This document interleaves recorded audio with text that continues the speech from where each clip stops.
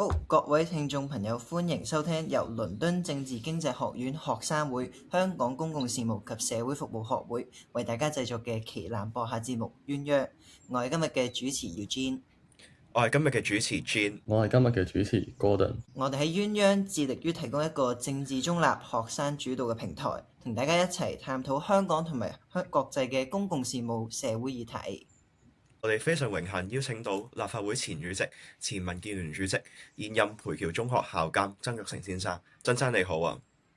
你好，大家好。好啊，咁最近咧你就接受咗有關財政預算案嘅訪問啦。咁曾生你就覺得喺今次嘅財政預算案裏邊，作為培僑中學嘅校監啦，你覺得對教育界以及係學生啊泵水支持嘅力度係咪足夠咧？嗱，嗰個預算案本身咧，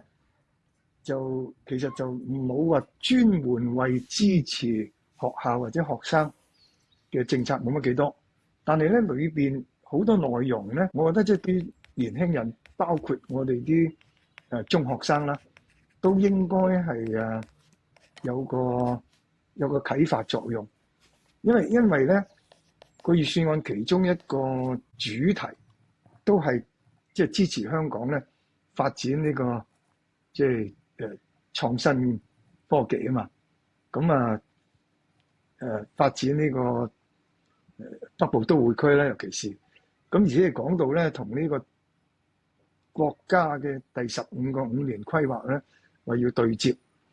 咁所以咧即係我見到而家中國嘅發展好重要一點咧，都係要強調呢個科技創新，要人才，強調教育，即係科技、教育、人才呢3樣嘢咧都好重視。咁我覺得呢個精神咧，其實都係體現咗喺啱呢一份嘅財政預算案。咁所以我就會叫即係鼓勵我哋啲學生咧，去認真睇下呢個預算案啦，擴大自己眼界，提高自己嗰個思想嘅境界啦，即係睇到未來嘅呢個日子咧，應該係我哋年輕人，特別係我哋香港嘅年輕人，即係發揮我哋嘅力量嘅好嘅機會咁樣咯。你講到即係呢個財政預算案係要去啟發年青人啦。咁講翻即係曾生自己後生嗰陣啦，咁你就喺1985年啦就成為培僑中學嘅校長啦，亦都喺吳康文先生下邊咧就做培僑中學嘅老師啦。咁你可唔可以同我哋分享下即係嗰陣時好後生嘅時候工作嘅一啲點滴啊，同埋一啲回憶咧？我喺培僑，即係我開始喺培僑工作咧，係喺上個世紀60年代尾，我1969年去嘅。由上個世紀成個70年代到80年代，即係一路至到我即係做校長咧，嗰10幾20年咧，香港發生好大變化，中國都發生好大變化。我去嘅時候咧，即係我啱啱喺培僑教嘅時候咧，嗰間學校係好艱難。就係佢係一間私立學校啦，全冇政府嘅資助啦，一間中文學校啦。當時係叫做一個左派學校，因為佢係即係支持北京啦，支持呢個中華人民共和國咁。咁喺香港當時嚟講就唔係屬於主流嘅學校啊。咁所以我初去咧，個70年代至到80年代初咧，學校都好艱難嘅，要收學費，即係爭取到啲家長信任佢送啲細路哥嚟陪咧，係對佢啲子弟有好處，要咁樣。咁但係去到1985年我做校長嘅時候咧，當時咧可以話咧係香港同埋培僑都係一個轉捩點嚟嘅，因為你哋都可能會知道1984年咧中英聯合聲明草簽啊嘛，係嘛？1979年咧，總統麥理浩就去北京同鄧小平傾香港1997問題。咁跟住咧就係中國政府就宣布1997一定要收翻香港。咁然後經過2年幾中英談判啦，咁啊結果咧就1984年啫，做咗呢個中英聯合聲明。咁啊大家知道咧就香港要97年要回歸啦。咁同時咧中國開始行呢個鄧小平嘅改革開放嘅嗰個政策，中英關係非常之好，咁所以就去到1984、85年嘅當時嘅喺香港嘅英國政府咧抗拒嘅呢啲學校咧，都採取一個比較正面積極嘅一種政策咁樣。咁變咗我哋即係喺學校發展嗰度咧，就開咗一個新嘅一個階段啦。即係1982年呢個新校舍，就係因為中英關係好，當時嘅喺香港嘅英國政府咧就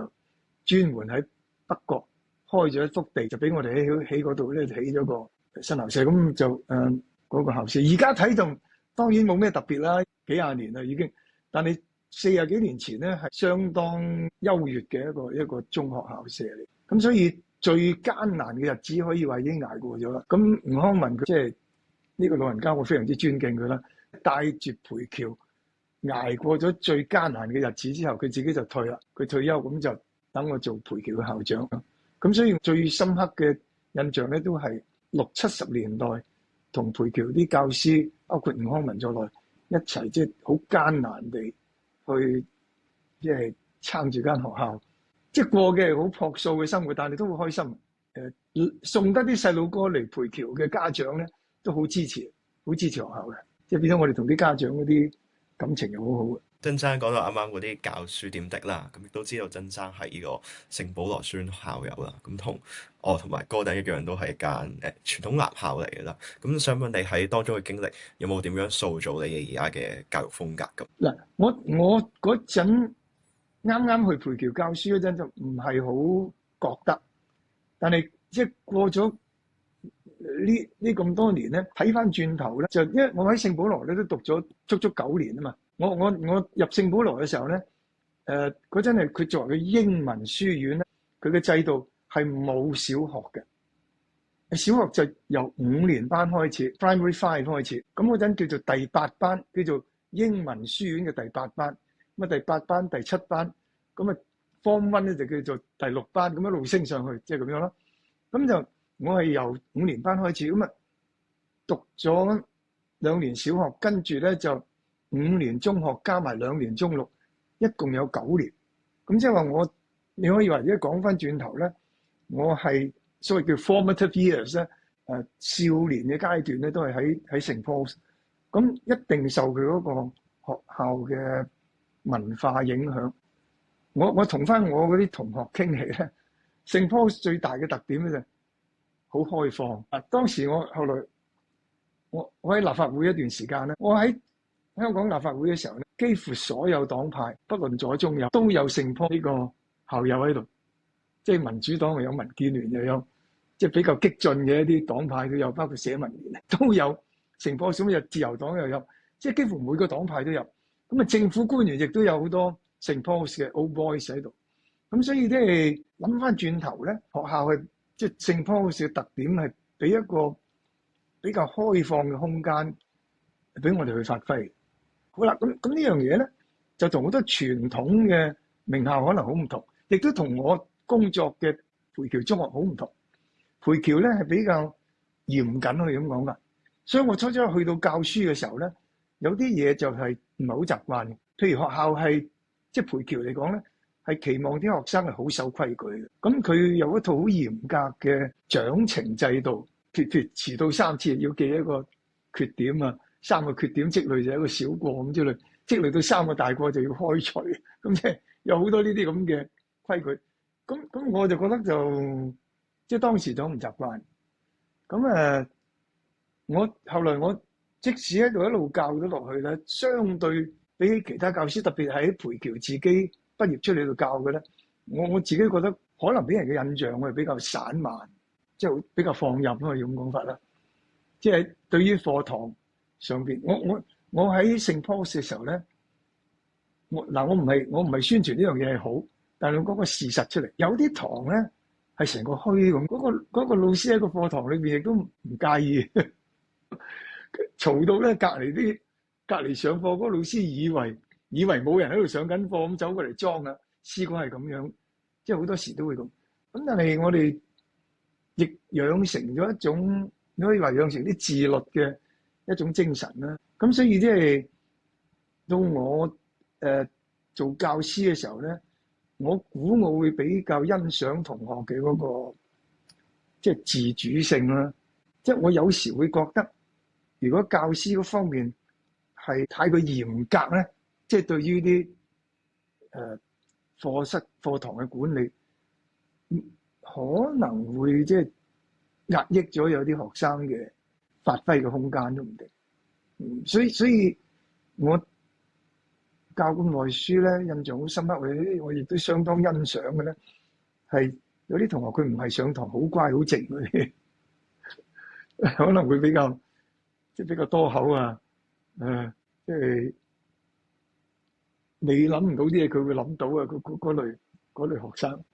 曾生講到啦，呢個男校成個班房玩到好嘈，咁相信個人同我一樣都有體會過。咁都知道曾生之後就去咗香港大學讀數學系啦。咁就想問曾生，呢樣嘢係中學讀書好後期先決定啊，定係一早就已經打算讀數學系？完全冇諗過。人咧，我哋讀書嗰陣學校根本就冇升學就業，冇教師會同你傾，你選啲咩科好啊？將來讀咗啲咩嘢出嚟，完全冇同你傾嘅。由初中甚至由呢個小學高年班，即係可能好偶然咁樣，啱啱計着幾條好有趣嘅數學咁啊！我自己一路都好中意數學，咁但係其他啲科目我都中意嘅。咁嗱，我哋嗰個年代考中學會考咧，即係我哋去到高班去到高中咧，係冇分文理科嘅，冚唪唥乜都讀晒嘅。物理、化學、生物、歷史、地理又咁，所以我中學會考咧係考12科嘅，即係因為當時我哋教會學校咁，你可以話即係文科同理科我哋都考晒。相對嚟講，數學最中意啦，但係其他啲科目譬如生物啊、物理啊，理科科目我都好中意。咁啊，甚至 geography 地理咁好多科咧，咁啊上到中6咧，你要揀科嘅，咁揀科咧就分啦。我哋去到 Form 6咧，開始分文理科，咁我就揀咗理科。理科仲再要分就係所謂 Maths Group 同埋 Bio Group， 即係你一係讀生物，一係就讀數學。讀數學咧就讀呢個 Pure Maths 同 Applied Maths。咁我兩樣都中意。屋企裏邊有啲長輩咧就話，梗係讀生物，讀完生物入 U 咪讀醫咯，跟住出嚟做醫生啊嘛。你讀數有乜用啊？讀數得出嚟教書啊咁樣，當時係咁樣。咁我自己都唔係好，即係完全，即係剛才主要你問我話有冇諗住讀完書出嚟，我完全冇，即係冇任何 idea，即係讀完嘢出嚟想做啲乜。咁啊，我記得好清楚嘅一個情景，第二日就要返學校咧報轉 Bio 定選數啦。咁我嗰日咧就傻更更就自己屋企諗唔到點樣，我係不如擇號決定啦，咁揾個毫子決定啦。咁我攞個銀仔，我就嗱公咧，我就揀數；掟到字咧，我就揀生物。咪掟咯喎，掟到字，咁望下，我不如咁啦，掟3次，2次計啦。於是掟多一次，都係字。我話算啦，唔掟啦，我揀數啦。即係可能我心底裏邊數學係有興趣喎，咁純粹嘅興趣，就覺得讀數咧就係即係過癮好多。咁所以第二日就報咗數。到考完 A level 要報 Hong Kong U 啦，咁又要揀，即係我哋讀數學、物理、化學咁啦。你一係你就入 Science Faculty， 咁啊讀 Science；一係呢就 Engineering Faculty， 讀 Engineering。咁當時咧就亦係有啲同學啊、啲長輩咁講啦，喂，梗係讀 Engineering 啦，讀 Science 有乜用啊？又係嗰句，讀完出嚟教書嘅啫喎，咁樣，梗係讀 Engine 啦咁。我又諗來諗去又唔中意，即係問下自己咧，我係中意Pure Maths 多過 Applied Maths。我冇一個興趣咧，話讀數咧係我嚟應用喺 engineering 嗰度。我中意係咩？中意啲 number theory， 中意plane geometry， 中意 set theory 嗰啲咁嘢，咁唔係我嚟應用噶嘛。咁於是咧就揀咗讀 science 咯。咁啊讀得開心嘅，因為當時 Hong Kong U 嘅制度咧就係你讀 science 咧 first year 一定要除咗數之外咧，你要讀埋physics 同埋 chemistry。咁我最怕入實驗室做 lab 啊，咁啊2年班咧我就 drop 晒嗰啲即係要做實驗嗰啲科啦。咁冚唪唥淨係讀數，淨係讀數咧就按 Hong Kong U 個制度，你如果全部都係 Maths papers 咧，你就變咗係 Arts faculty 嘅。咁所以我喺 Hong Kong U 攞嗰個 first degree 咧係 BA 嚟嘅，咁就淨係讀數學，純粹係興趣。好啦，去到讀到大學3年班，就一心諗住讀完之後做咩咧？繼續讀咯。嗰陣時我咧覺得留翻喺香港咧係做唔到 research，咁所有讀數學啲師兄咧都係申請去美國，就覺得啲大師冚唪唥喺晒美國嘅，咁就去美國揾一間好嘅大學讀完，咁啊跟住一個好嘅師傅就去做呢個數學研究。咁你啱啱就講到啦，就係話有時啦，你最欣賞嘅學生反而係一啲即係比較有創意啦、比較活躍嘅學生啦。咁令我諗起一個即係培僑中學嘅一個校友咧，就係馬力先生。當時咧，馬力先生就係同你一齊去創立呢個民建聯啦。即係點解當時你會去選擇同馬力先生去創立呢個民建聯咧？咁當時都面對住一啲咩嘅困難，或者有啲咩嘅機遇，係令到你去創立呢個政黨咧？馬力，我竟然會同佢合作去創辦民建聯咧？我即係回應翻你開始講馬力，我最初點樣欣賞佢？我一去到咧，我就做佢班主任。佢當時已經讀中5啦，因為本來我係新教師咧，培僑就一般就唔會俾新嘅教師去班主任，因為中就畢業班，畢業班班主任嘅責任就好重嘅。但係咧，我去到嗰陣咧就啱阿馬力嗰班嘅班主任咧就患咗重病，就要請成個學期嘅假。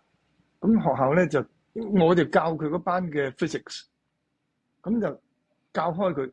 咁我又冇班主任做開，咁於是咧校長當時吳康文咧安排咗我去做佢嗰班主任。咁其實我唔識做，但係佢咧個馬力咧好曳嘅，佢係成日遲到。咁當時個制度咧，每日上第一堂課係班主任上嘅，我哋叫做早讀課，即係班主任上去處理一啲班務，同埋亦都同啲同學一齊讀下報紙啊咁樣嘅。咁馬力咧就幾乎朝朝都遲到咧就大無私樣咁，因為佢生得高啊，就行到去佢自己個位就喺後邊，就完全都唔同我呢個班主任打個招呼，就坐低攤咗張報紙喺度嘆報紙嘅啦咁樣。咁我日都我忍唔住，我就問佢馬力又遲到啊咁樣。佢點講咧？佢望都唔望我，望住張報紙，抄咗我一笨，即係咁樣嘅人嚟。咁後來我又教埋佢哋英文，其實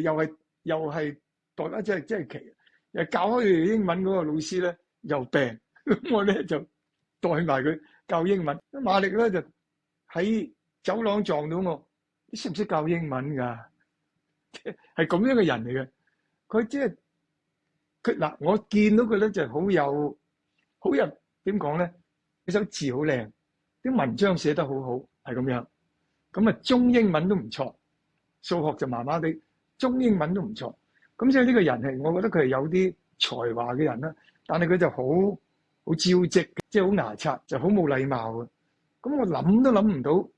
即係第日會同佢合作。咁佢第一樣嘢我諗唔到嘅咧，就佢後來就喺培僑出咗嚟之後入咗中文大學啦。咁啊，中文大學都即係讀得幾好嘅，即係佢讀中文。就佢個教授好似都幾欣賞佢，佢專門研究《紅樓夢》，變咗《紅樓夢》專家。竟然咧，就當時係1985年到1990年，香港咧就因為起草基本法，就成立咗一個叫做基本法諮詢委員會，好大嗰個機構嚟嘅。咁就去即係喺香港進行咗幾年嘅基本法公開諮詢。咁呢個委員會咧就有個秘書處嘅，馬力咧就竟然去咗做呢個基本法諮詢委員會嘅，去參加嗰個基本法諮詢委員會嘅一啲諮詢活動咧，喺嗰度見翻佢，見到佢咁正經喺度幫手做基本法嗰啲諮詢工作，我都好詫異，即係點解呢個人會咁竟然會有興趣做呢啲嘢咧？後來咧，民建聯成立嗰陣咧，佢就一開始就已經好熱心參加，我又係覺得好詫異，即係點解佢會有興趣咧？咁嗱，呢個人咧，佢真係有諗頭嘅人。佢當時係佢自己本身啲報紙寫好多文章，佢主張即係當時嘅我哋自己叫做愛國啦，般人叫我哋叫左派啦，係應該成立自己一個政治團體，咁去參加即係香港回歸嘅工作，特別係參與呢個香港嘅選舉。當時佢係咁嘅主張，佢可以話咧，佢當時咧係喺報館嘅香港商報做嘅，所以佢就唔方便成為民建聯嘅公開嘅一個成員，因為佢係即係佢報館都擔心咧，就變咗，因為佢報館都要報導即係唔同政黨嘅活動噶嘛，咁啊擔心覺得佢俾人見到佢係民建聯成員咧，就影響咗嗰個報紙嘅即係嗰個公正性咁之類啦。咁所以佢就冇譬如冇嘅中央委員啊，冇做民建聯嗰啲即係任何嘅職位，但係咧佢其實係出好多主意嘅，不過我哋起草好多我哋啲民建聯嗰啲即係啲文件嘅，包括我哋政綱佢都幫手寫嘅，佢係咁樣一個即係你可以話佢我哋嘅文膽咯。咁你當時係點樣令到即係由民建聯一個好細嘅政黨去迅速壯大，亦都建立咗好多社區聯繫？我哋可以話我哋係應運而生嘅。當時我唔識嘅，因為我都記得我哋初咗幾個人一齊傾成立民建聯嘅時候咧，冇人搞個政黨，咁其中有一個一齊傾嘅，之後仲問搞政黨點搞，我點知我都未搞過，冚唪唥唔識嘅。但係咧嗱，我哋係1991年開始傾，然後92年正式成立。嗰個時候咧，香港嘅政黨咧就比較熱心，比較積極去籌組政黨咧，即係後來我哋叫做民主派啦，或者叫做泛民主派啦。喂，可以話佢哋都接受香港回歸，接受即係中國政府收翻香港，但係咧佢哋係冇，當中有啲咧就係唔支持北京嘅，亦都有一啲咧就雖然接受北京係成為即係香港嘅主權，即係中華人民共和國香港主權國，但係佢哋唔會擁護呢個北京政府嘅。咁當時我哋係屬於所謂左派咧，就其實即是係擁護北京政府。實際上亦都真係有一部分市民咧係支持北京政府嘅喎。所以我哋話，我哋當時係應運而生。喺我哋之前係冇一個政治團體咧係打正旗號話支持北京嘅。咁我哋出嚟係第一個。出嚟咧，我自己印象好深刻嘅啲心。我哋去到各個區咧，有啲人走埋嚟就支持我哋㗎。佢完全唔識我，唔知我係咩人。當時民建聯又係新成立，但係佢見到我哋，即係我哋話我哋即係叫愛國啦，我哋係擁護北京啦，擁護中華人民共和國咧，佢哋就走埋嚟啦，走埋嚟支持。所以我哋好快咧，我哋建立我哋嘅即係叫做地區支部咧，凝聚咗一啲我哋啲義工嗰啲即係肯支持我哋嘅街坊啊咁樣。咁就回歸前嘅選舉咧，我哋都係艱難嘅，因為6·4之後，6·4事件咧就令好多香港人都係即係對北京反感啦。咁我哋一路話支持北京，所以變咗香港好多人就覺得即係唔能夠支持我哋啦。所以回歸前嘅選舉，95年嗰次立法會選舉就即係我哋都好艱難。但係回歸之後咧，有個明顯嘅轉變，可能好多香港市民都見到都咩啦，已經接受咗呢樣嘢，即係香港都係中國一部分。你支持北京有咩唔啱咧？咁所以我好明顯感覺得到咧，係由回歸之後，由98年嗰次立法會選舉之後，陸陸續續咧就嚟加入民建聯嘅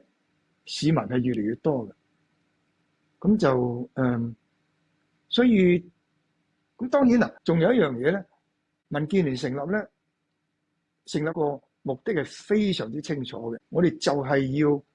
組織我哋嘅力量咧，參加香港嘅選舉，尤其是地區直選。當時係咁樣，所以我哋所有嘅資源、所有嘅力量咧，都放晒喺地區直選嗰度。咁你搞地區直選咧，你就要一定要真係喺地區嗰度做嘢喎。我第一次出嚟選咧，根本冇落過區，就選咪輸咗咯。輸咗之後，我就吸取咗教訓，我就辭咗學校份工添啦。我即係到97年，我根本就辭咗校長嗰份工，就喺地區度設立辦事處，根本就日日就喺個地區嗰度就見啲街坊啊，組織活動，接受啲街坊嘅投訴啊，幫佢哋去即係申訴咁之類啦。咁樣咯，咁所以就建立咗同地區嘅比較，同基層市民比較密切嘅關係咯，係咁樣發展起嚟。都想問下你自己覺得喺民建聯嘅呢段時光啦，有冇啲咩moment 你覺得係最自豪、最 proud of 嘅？我哋嗱，我喺民建聯最強烈嘅情緒嘅反應咧，都係喺每一次選舉之後，因為我哋正話講啦，成立嘅目的就係要參加選舉。咁即係每次選舉，尤其是我做緊主席緊都好緊張，即係選到有好嘅成績咧，我就好興奮啦。當嗰個選舉俾我覺得係民建聯咧贏到市民嘅支持嘅話咧，我就會覺得好自豪咯。好用你嘅講法，即係我會覺得好興奮咯。咁就我即係我自己參選咧，第一次係輸咗嘅，1995年嗰次。第一次贏咧係1998年，而且贏得相當戲劇性嘅，即係喺投完票、投票結束嘅時候，嗰啲票站調查咧都話我輸嘅。咁啊，成個民建聯都以為我輸咗嘅，因為票站調查咁講嘅。結果第二朝早開票就贏咗。咁咧嗰次係最即係對我個人係最興奮，而且咧嗰次我哋民建聯係第一次，即係香港各個選區都贏到一個議席，咁就係可以話咧係奠定咗民建聯喺香港嘅立法會，以至到香港成個政壇上邊嘅一個即係站穩咗，咁嗰次係最係好開心。即係用你個講法，我覺得自豪嘅原因，我覺得嗰個完全真係靠我哋自己努力係打出嚟。我哋初初選舉我哋都唔係好識，幾乎次次選親都預咗輸㗎，係咁樣。95年我哋幾個出去參選，幾個都輸，咁啊，所以到98年連贏到我哋咁多個席位，就好高興啦。曾生講到呢個立法會選舉嘅點滴啦，咁咁啱近排又有呢個立法會選舉，其實政黨就不斷有新血加入呢個長江後浪推前浪啦。咁曾生你自己係點樣睇待？可能而家自己成立嘅政黨有所改變咧，又會唔會覺得可能同民建聯就會行得而家有少少遠咧？嗱，民建聯其中一個即係，就算我最近同即係社會上面唔同嘅人接觸，佢哋都講咧，佢哋都即係呢個係比較多人都公認咧，民建聯嘅所謂接班啊，係做得比較好嘅。即是話我哋一代一代人咧，都有新人接得上去。你同其他嘅政黨嘅具體嘅名我唔講啦，嚟到比較咧，就即係我哋係接得比較順利，可以咁講法。咁我而家好少參加民建聯嘅活動，但係我偶然間去到民建聯嘅即係民建聯當中咧，都好高興見到好多年輕人入嚟，好多年輕人參加。好啦，嗱咁啊，有啲人話喂，而家民建聯即係啲新血入咗嚟，好似佢哋嘅有時啲表現或者佢哋嘅言論，喂同你哋嗰陣好似有唔同咯。咁我覺得一啲都唔奇怪，因為成個環境變咗啊嘛。即係民建聯啱成立嗰陣，1990年代初嗰陣仲係英國人管，嗰陣仲係即係中英就呢個香港回歸問題仲喺度鬥緊，幾乎日日嗌交咁滯。咁我哋民建聯喺嗰個時候成立，又我正話講啦，我哋要出去參加選舉，尤其是直選。喺6·4事件發生咗冇耐，香港好多人仲係帶住嗰種6·4情意。喺我哋嗰個年代，我哋嗰個意識啊，我哋出嚟嘅社會上面嘅表現啊，同而家當然係好唔同啦。咁至於選舉呢個咧，就我同好多年輕朋友傾啦，我好多時都會咁講，我會有一番嘅議論。嗱，這基本法咧，基本法起草咧，剛才我講話馬力做呢個基本法諮詢委員會副秘書長嗰個時候咧，係1980年代中，1985年至1990年啊嘛。嗰個時候1980年代中咧，全世界包括中國在內都信選舉嘅民主嘅，都信民主。即係因為咧，去到80年代嘅時候咧，即係大家你哋會知咧，二次大戰之後咧就出現咗美國帶頭嘅一個陣營，蘇聯帶頭嘅另一個陣營喺度兩個喺度爭噶嘛。結果咧去到80年代咧決咗勝負啦嘛，即係美國為首嘅嗰個西方世界咧個經濟一路有發展啊嘛，咁啊基本上社會亦即係好安定啊嘛。但係蘇聯咧就經濟一路都即係上唔到去啊嘛。咁似乎咧就蘇聯帶頭行嘅叫做社會主義咧就唔係咁成功啦，即係咁樣。咁而美國之所以成功咧，成個西方世界就覺得，因為佢就行一個民主制度。咩叫民主咧？俾人民用選票嚟到決定，即係邊啲人嚟到去管治個國家嘅。即係去到80年代中嘅時候，全世界呢個包括中國都認為民主係好嘢嚟嘅。咁啊，所以寫基本法嘅時候咧，都寫咗我哋最終咧係要雙普選啊嘛。最終雙普選唔止喎，咩？因為本來我哋冇普選啦，甚至回歸前一段好長時間，我哋連選舉都冇啦。好啦，開咗選舉，然後增加呢個直選，慢慢擴大直選，一路去到全部都係普選產生啊嘛。當時大家嘅觀念係咁，信普選一定係會俾我哋一個最好嘅政府。嗱，呢個係上個世紀，甚至香港回歸初期，我哋大家都係咁相信。但係到現在咧，發展到今日，即係民主呢樣嘢咧，我唔係話西方世界已經即係好多人質疑，但係個疑問已經嚟嘅。點解我哋一路信嘅即係民主制度之下嘅國家，可以會出現貧富懸殊越嚟越嚴重，可以會出現一啲即係嗰啲叫做即係 disadvantage 即係啲弱勢社群係得唔到照顧？點解會咁嘅咧？咁樣點解會出現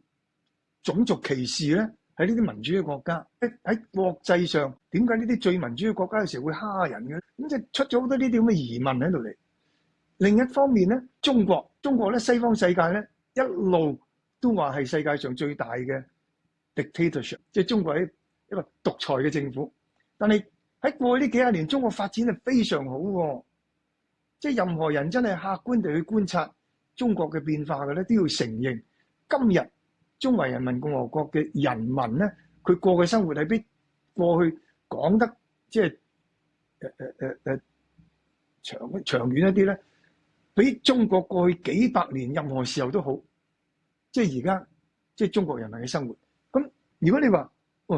即係中國冇民主，點解中國又可以發展得咁好咧？即係呢個令好多人，包括我哋香港好多人，重新去考慮民主到底應該係點樣嘅，同埋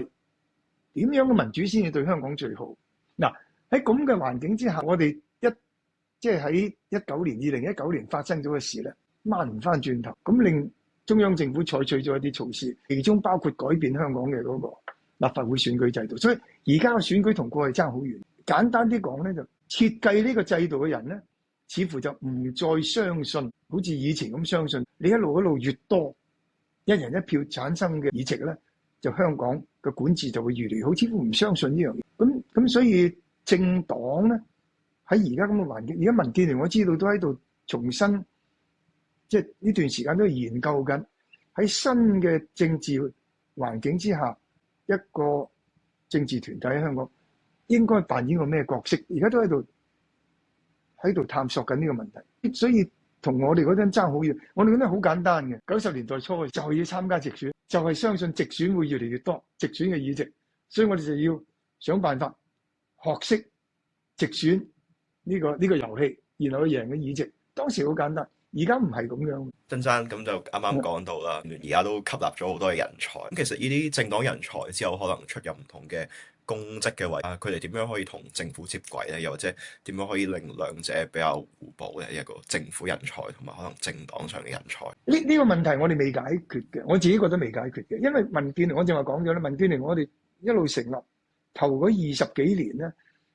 都係諗住選舉嘅。咁選舉將我哋嘅人才集中晒喺搞地區工作啊，研究點去做好呢啲，即係點打選戰啊，所謂咁樣，就係唔係準備，即係好多人要入政府嘅。有一部分即係我哋即係回歸之後咧，民建聯同特區政府嘅關係就比較好啦，即係一個合作嘅關係。咁變咗咧，政府亦伸手問民建聯攞人。事實上係幾任嘅特首咧，都問過民建聯，即係邀請民建聯，即係話送人入去政府做呢個政府官員啦。咁但係咧，民建聯嘅人如果入咗政府咧，佢雖然依然都係可以保留民建聯嘅嗰個叫做黨籍啦，但係其實佢唔會喺政府裏邊去實現民建聯嘅政綱，佢就係聽政府嘅話㗎啦。佢入咗政府嘅系統啦。香港而家個設計咧，就唔係由政黨去組織政府㗎嘛。咁所以即使民建聯有好幾個人入咗去政府度做副局長甚至局長，都唔等於一個政府咧行緊民建聯嘅政綱。咁所以咧就到今日為止，我覺得民建聯都唔係話好有效咁樣咧，去培養啲人才咧去入政府做官。但係當然你話幫政府唔係一定話真係去做公務員或者做嗰啲問責官員嘅。譬如你好多人咧都坐咗喺政府嗰啲諮詢架構，你知道咧嗰啲諮詢組織咧係香港即係由英國人管香港以來留落嚟一個非常之重要嘅一種制度。香港有幾百個呢啲諮詢組織，其實咧喺政府制定政策過程當中咧係起到作用嘅。咁即係話，我哋民建聯咧都有唔少人坐咗喺呢啲相當重要嘅呢啲諮詢架構，咁就喺嗰度發揮作用，喺嗰度支持政府嘅嗰個工作。咁我哋當然即係近呢10年8年都有努力去搞一啲培訓嘅課程，就亦都揾一啲政府裏邊嘅人嚟到講課。咁亦都有一啲咧係讀完啲課程之後咧，成功入咗政府嘅，佢未必係民建聯，但係通過呢啲咁嘅培訓嘅活動係即係成功入咗政府嘅。但係就呢個去到今日嚟，不暫時都唔係話民建聯嘅一個好主要嘅一個使命咯。而家仲我知道民建聯而家嘅領袖人物咧，都仲喺度探索緊。喺呢個新時代，民建聯到底應該扮演一個點樣嘅新嘅角色？咁曾生，你有冇啲咩建議係俾我哋一啲有志從事公共服務或者政治工作嘅年輕人咁樣咧？你哋知道邊個係李慧瓊啊？而家現任嘅立法會主席啦。當年咧，我係2004年選立法會咧，就邀請佢出嚟，即係加入我個名單，同我一齊選。咁因為佢係喺香港一間大嘅呢個會計師樓，咁我當時就揾嗰個會計師樓嘅主席。個主席咧本身亦係一個擔任好多公職嘅，佩服佢嘅，即係佢係好叻嘅一個人。咁我揾佢傾，我話嗱，我想揾你一個夥計啦，同我一齊選。咁佢咁講，佢即係話嗱，佢即係我自己都擔任咁多公職，我梗係唔會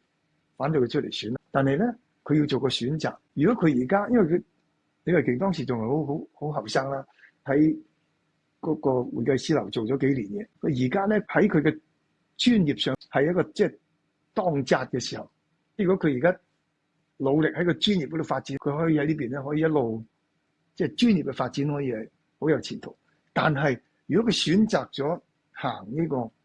即係公共服務呢條路咧，嗱，老實講，我作為個老細，我就唔會俾啲重要嘅工作，即係啲大 job 我就唔會俾佢，因為我估計佢唔可能專心去做嗰啲嘢，咁因為佢自己要選擇啦。佢行嗰條路係呢個走公共服務咧，抑或繼續發展自己專業。咁呢位先生咧，佢就即係同我咁講啦。佢話其實咧，我哋回饋社會，參與呢啲公共服務咧，一個就係你後生嘅時候就投身入去。咁咧，通常你就要放棄你自己個人嘅專業嘅發展。另一個辦法咧，就喺你自己嘅專業嗰度做到有相當成就啦，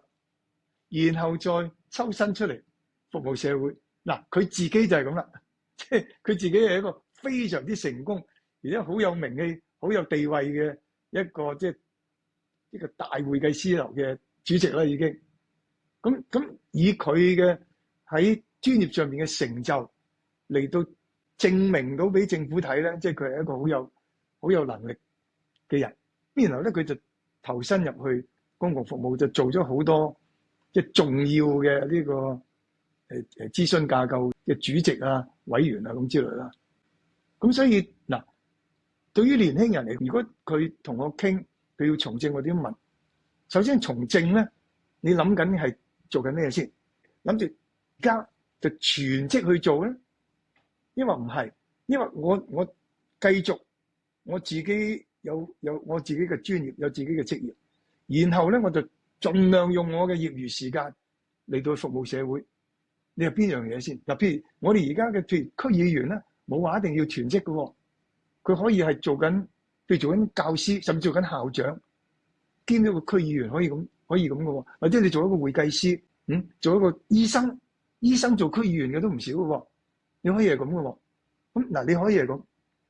當然你可以咧，唔係啦，我放棄咗俾我當年就啦，我就發覺我一路做校長，一路想去選議員咧係好艱難，咁我就退咗啦。即係我就辭咗校長份工，就全職投身去呢個地區服務啦。咁你就選擇咗呢樣嘢先，你係全職。嗱，好啦，如果你選擇全職咧，你仲有得選嘅喎。你一個辦法咧，你真係可以考公務員嘅喎。你考 A.O. 啊，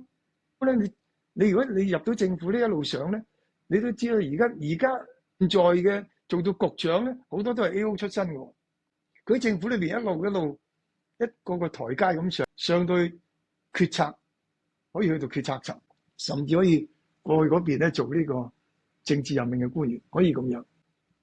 途徑咧。過去嚟講咧就選舉啦。咁但係而家選舉呢個咧，我覺得要睇清楚啲。以往選舉好簡單嘅啫，你要選舉想選到，爭取選民支持，所以我咪開地區服務處，我就喺地區嗰度日日同啲選民接觸，贏到選民嘅信心，咁我咪就去選咯。而家咧似乎就唔係，即係唔係話你出嚟做好多地區嘅嘢咧，自不然就會有得俾你選啊，選到啊咁，因為成個遊戲咧係轉變咗。咁如果你即係話，我都係想通過選舉呢條路入議會嚟到去從政，你就要先了解清楚而家成個新嘅制度係點樣。咁所以即係第一，你首先要諗下，我現在啱啱讀完書出，我啱啱開始出嚟做嘢，我就要擺低我啲專業去從政，係咪咁咧？抑或我兩樣嘢一齊做咧？如果我即係真係專門去從政嘅話，我行邊條路就要諗呢啲咯。咁即係你啱啱都提及就係現任嘅立法會主席李慧瓊小姐啦。你當時咧就作為一個立法會主席嘅，有啲咩特別嘅回憶啊，或者一啲特別嘅最開心嘅事啊，想同我哋分享一下啫。嗱，好多人都問過我，好似你都俾過一條題目我，就話我做咗主席會唔會覺得好悶？因為我個人係中意辯論，所以我一做議員喺個會議廳裏邊可以參加即係立法會嘅辯論，同啲辯論對手，我係好享受嘅。如果嗰場辯論我自己覺得表現都唔錯咧，我好開心。但係咧，我做立法會主席咧，亦都做得好享受。係點咧？因為立法會主席一個好重要嘅嗰個職，佢係要對議員、官員就一啲議事情節，甚至有時候有爭拗，我要做個裁決。譬如舉個例，政府嚟一條法案，嚟一條呢個條例草案，有議員提出呢個修訂，官員通常就會列舉好多理由，由法律至到立法會嘅議事規則，話呢個議員提呢個修正案咧係 out of order， 係唔啱嘅，主席唔應該批准嘅。但係議員就會即係反駁，唔係喎，我呢個完全係 in order， 主席你應該俾我提咗之後擺上台咧，就等嗰個 council， 即係等嗰個議員嚟到決定通唔通過喎。好啦，遇着呢啲嘢咧，我就要去睇有關嘅法律同埋嗰啲議事規則，然後做個裁決。當然呢個秘書處就幫我做嘅，包括呢個秘書長同埋呢個法律顧問，佢會俾好多意見，但係最終做決定嗰個都係我。就我就好有興趣做呢啲嘢嘅。當我對一個比較有爭議嘅問題，就寫到一個好我自己覺得好滿意嘅、好合邏輯、好有說服力嘅一個裁決之後咧，我就好開心。即係我覺得我即係一個即係一個成就感好強，好多次即係對嗰個工作好開心，都係做呢啲嘢。同埋就算你喺即係有 confrontation 開緊會，啲議員有啲正面嘅交鋒，如果我能夠係用議事規則，唔係用我哋即係大家都接受嘅一啲 convention、一啲慣例、啲做法，說服到對方，說服到個議員，即係我覺得呢個係即係我會好即係個成功感會好大啦。曾生你講到啦，咁做主席嘅時候都有好多裁決要做啦。咁會唔會話喺你嘅政治生涯入邊，有冇一個決定係你覺得好艱難、好困難要落嘅，但係同時你又覺得係非常重要嘅？人生嘅好多嗰啲所謂交叉點啊，做嘅決定咧都點樣講法咧？我個人係咁樣，即係我係有少少隨遇而安嘅，即係嗱我讀咁耐書冇諗住教書，咁但係因為我剛才講我大學畢業就諗住去美國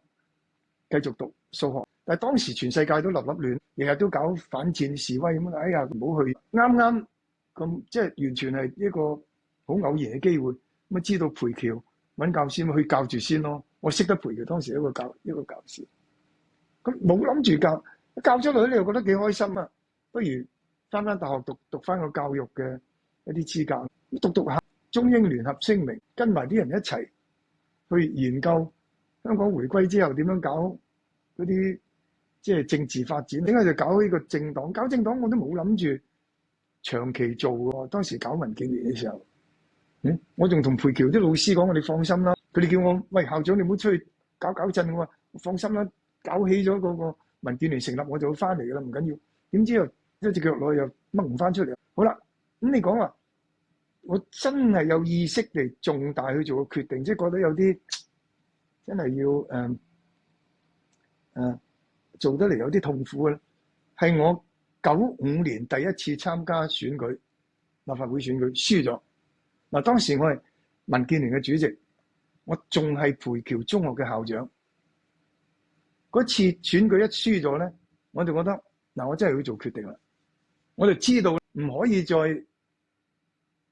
一隻腳就踩喺培僑，一隻腳就踩喺民建聯。即係你又要做校長，又要走出嚟選，又想選到，係咪要帶民建聯一齊去選？我知道唔得，咁啊要是但放一樣。一係你我就唔好做民建聯，退出，索性就喺個政界褪翻出嚟，就翻學校，即係跌埋心水去做校長。一係咧，我就辭咗校長份工，就去做。兩樣嘢對我嚟講咧，都係好多，即係點講咧，有挑戰。即係我辭咗校長份工，大佬我冇工噶咯喎，即係收入都冇噶咯喎。當時因為我當時選唔到立法會噶嘛，即係冇入到立法局噶嘛。咁啊辭工，跟住你就走到地區度做得唔得？係咪做幾年你一定選到？到時再選唔到嘅點算咧？調翻轉，如果我掉咗民建聯嗰個工作，走翻去學校，喂咁過咗幾年咪嘥晒咧？我出嚟搞民建聯做主席，大話即係都算咁多人肯支持我啦。咁我喺95年嗰次選舉雖然輸咗，成班地區啲街坊好支持嘅喎，我又唔捨得喎。咁所以即係嗰次係比較，咁最後都決定咬緊牙根，咪辭咗校長份工，就落區做咯。係嗰次比較大嘅決定。咁你就啱啱講到啦，就話你都好喜歡去辯論啦，好中意同人去討論一啲時事嘅議題啦。咁你喺立法會嘅工作裏邊，亦都經常遇到一啲，又遇到好多大狀啦。咁亦都喺《主席8年》呢本書裏面，你都講到就係話，你都覺得即係黃毓民先生嘅口才都係非常之凌厲。咁你覺得立法會有冇邊位，或者立法局啦，有冇邊位對手係令到你好印象深刻，或者係最難去應付嘅咧？甚至建制派嘅人士都可以去分享一下。有幾個人都好叻嘅，即係嗱，如果講辯論當時比較起嗱，民主黨當時咧兩個人就睇實我嘅，因為當時各個政黨都係咁樣嘅，大家都係要想做最尾嗰個講，所謂守尾門，咁就砌咗對方，因為即係嗰啲大部分嘅辯論咧，每人只能夠講一次嘅啫嘛。我起身，跟住李柱銘就砌完，我就冇得還手㗎啦。咁民主黨當時係李柱銘同阿司徒華兩個就睇住我，兩個對比我就比較中意同李柱銘辯論就多過阿司徒華嘅，因為華叔咧佢太過正氣，一開口就教訓呢啲正氣啦。李柱銘就唔係，佢會有少少幽默感，有時甚至就會認下，即係會即係當時有一個資深傳媒人，佢同我講，佢話佢欣賞李柱銘係點咧？佢話嗱，你要學呢樣嘢，因為李柱銘咧，第一佢嘅辯才冇人懷疑噶啦，即係佢好叻，即係佢大律師出身啦。喂，但係佢咧就即係好似即係打拳咁樣，佢將個對手打到埋牆角，佢會伸隻手出嚟拖翻人出嚟，即係俾人哋出翻嚟。喂，呢樣嘢咧，喂，你要學，冇乜幾多個人可以做到佢咁樣，即係咁。所以佢唔會令到你即係落唔到台啊，無地自容。但你知道心裏邊就服咗，即係知道我呢次輸咗俾佢啦。當然啦，後來即係同佢亦都有來有往啦，有啲我都覺得贏到佢。即係咁嗱，建制派裏邊都有啲辯才係，譬如我都同佢有辯論嘅，周梁淑怡，即係雖然佢係建制派，咁佢自由黨，但係有啲因為有啲立場，尤其是早期對於有一啲公共政策，佢自由黨嗰個取態同民建聯好唔同，所以有時都會同佢有辯論。咁佢都犀利嘅，詹培忠都犀利嘅，佢即係好醒講嘢咧，即係一出口成章。咁其實好多議員佢有各人有唔同嘅風格，就我就比較欣賞啲即係唔一定揸住個稿嚟讀，就真係可以即係其實辯論同呢個演説最大嘅唔同嘅地方咧，就你唔係真係只靠你一早準備定一篇講稿嚟到讀一次，你又要臨場應對到對方提出嚟嘅論點，咁先叫辯論。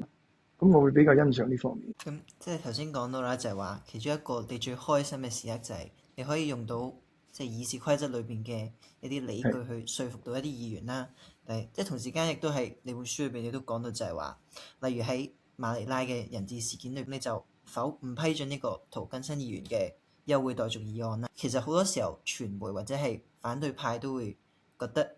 即係當呢個法律原則係同市民嘅感受有違背咧，佢哋都係希望即係法律不外乎人情。咁你係會點樣平衡就係議事規則嘅內容啦，以及係即係同議員嘅一啲個人嘅關係啦，或者係社會嘅一啲議題嘅，即係點樣作出一個拿捏？譬如話你一邊嗰啲即係白紙黑字，另外一邊咧，你可以話就係嗰個成個政治嘅環境，依規則呢邊啲人或者成個社會就會對你好反感。譬如好似馬尼拉嘅事，因為當時即係涂謹申提出嚟，佢嘅講法係好，你講得咩啲即係可以好煽情嘅，即係遇難嗰個導遊個媽媽好嬲啊嘛，即係話我即係意思即係話你即係完全都冇人性，即係喺度即係點樣講啊？即係一啲即係意思即係一啲同情心咁上下啦，即係話我冷血咁上下啦。你如果一行咗呢邊，即係我要睇公眾情緒，要照顧嗰啲有啲即係持份者嘅嗰個嗰啲諗法嘅話咧，就你就好難再有一個真係好客觀嘅標準。咁可能真係要咁，你作為一個政治人咧，你就真係就要喺嗰啲咁嘅地方度，你就做一個比較準確嘅政治判斷。可能我就可能即係採取，因為可能我讀數學出身，我就採取一個最容易嘅辦法，即係照足規矩，你唔好同我講嗱，規矩話得，規矩話唔得就唔得。咁你從一個角度嚟講，呢個係亦都係即係對於即係執行呢啲制度嘅人嚟講，係即係最基本嘅要求嚟，因為寫咗呢條規矩係咁咧，你大家都見得到嘅。咁如果我哋太多為咗要照顧公眾嘅情緒，去扭曲咗嗰啲規矩，即係違反呢個制度，人哋就唔信你嗰個制度。即係我咁睇法。咁所以都唔係一次噶啦。譬如包括拉布展，亦都係咁。有個中央嘅官員同我講啊，你搞錯啊！你咁樣縱容啲議員拉布，佢應剪得剪啊！佢同我講應剪得剪，我唔係喎，對唔住喎，即刻付諸表決咧。咁啊，因為建制派佔多數，一定過到嘅。咁所以就有嗰個政治後果，我哋知道嘅。咁所以對我嚟講，可能我係採取一個最即係容易嘅做法咧，我就盡量跟貼嗰個規則。規則話得就得，規則話唔得就唔得。係咁，曾生你頭先分享咗唔少你喺立法會同埋民建聯嘅經歷。咁如果俾你回顧翻你整個嘅公共服務生涯，你覺得自己最大嘅收穫或者係得着會係啲咩？我自己覺得最大嘅收穫咧，即係如果我將嗱，如果我咁樣諗啦，你問嗰個問題即係啲公共，如果我冇去參選，冇搞民建聯，我就喺學校做一世，然後就退休。對比之下，我參與咗呢啲公共事務，最大嘅得着咧，兩方面。一個咧真係多咗好多，我覺得好珍貴嘅經驗。我喺學校咧都係接觸人啦，但係同我作為一個議員或者作為一個民建聯嘅一個地區工作者，接觸嘅人係完全係兩回事。我接觸到社會上面各階層，我先至睇到哦，原來我哋嘅社會係咁嘅。原來有啲人真係過緊啲咁嘅生活，即係如果唔係我出嚟即係參與呢啲即係呢啲社會參與，我完全。所以仲有國際視野，我亦都喺我嗰個職位嗰度咧接觸到好多國際嘅傳媒、外國嘅嗰啲政界人士啊等等，咁令我個眼界闊咗好多。咁呢個第一個大收穫，即係我個經驗咧係闊咗好多好珍貴嘅經驗。第二個大收穫咧，係有一批，如果我局限學校咧，係永遠唔會識到嘅朋友。有一批朋友，包括喺香港咧，我識咗一批好多啲少數族裔啊、南亞裔啲人，佢同我好老友㗎。可能因為我名叫曾旭星，有個星字，所以好多啲印度人以為我係佢哋，以為我係佢哋啲自己友嚟嘅。我有好多印度朋友，好多巴基斯坦朋友、尼泊爾朋友。咁又係如果唔出嚟參政咧，唔會識到佢哋嘅。咁呢一個係好珍貴嘅經歷，第二個有一批好珍貴嘅朋友。曾生都成日俾傳媒請教好多唔同嘅社會啊、政治問題啊、政策嘅睇法同埋意見啊。咁其實曾生你自己有個嘅香港願景會係啲咩咧？又或者嚟到節目尾聲啦，會唔會有啲咩結語可以俾我哋呢班年青人嘅聽眾咧 ？OK 嗱，我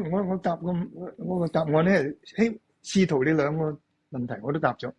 就第一個咧，我曾經有一段時間以為自己嗰個目標好明確，以為我知道一個點樣嘅社會、點樣嘅世界係最理想嘅社會、最理想嘅世界。我以為咁。我後生嘅時候即係讀馬克思主義啦，即係馬克思嘅一啲理論啦。咁我以為即係人類社會發展到最高階段。同樣咧，即係西方嘅呢個政治經濟學家咧，亦都曾經有段時間，佢哋認為佢哋發現咗，佢哋已經揾到人類社會嘅最優越嘅嗰個制度啦。即係你哋一定有聽過啦，即係 Francis Fukuyama，The End of History 啊嘛，人已經揾到最好嘅。咁去到而家咧，過咗呢幾廿年，我就覺得即係唔應該將自己當